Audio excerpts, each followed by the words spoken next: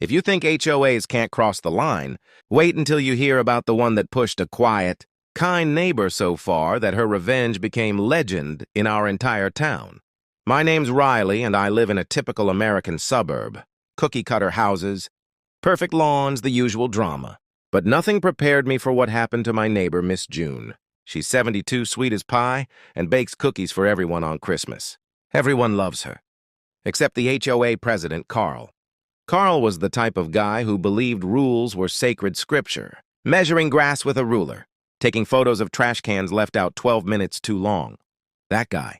One morning, Miss June found a letter taped to her door. Yard decorations in violation.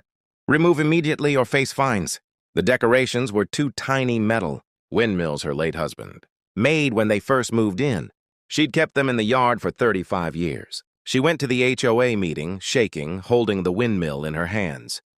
"Please," she said. "It's all I have left of my husband." Carl didn't look up. "Sentimental doesn't matter. Rules matter." People murmured, uncomfortable, but no one spoke up. And the next week, Miss June got another letter. $450 in fines. I watched her through my window as she sat on her porch and cried into her hands. And something in me snapped. Nobody makes Miss June cry.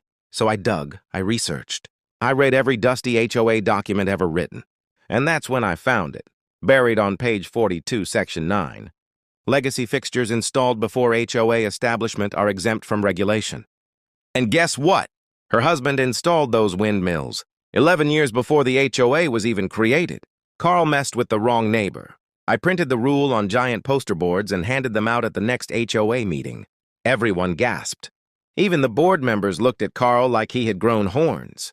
"Carl," I said, "you find a woman illegally over 2 decorations older than this HOA." Miss June stood next to me, holding her windmill like a trophy. Carl tried to argue, but the board shut him down instantly.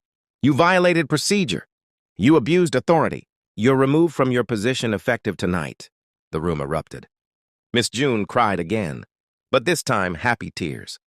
The cherry on top? Every neighbor put a windmill in their yard the next week. 28 spinning metal windmills shining in the sun. A whole neighborhood standing behind Miss June. And Carl, he moved out within a month. Because when an HOA bullies the wrong person, this neighborhood fights back for its own.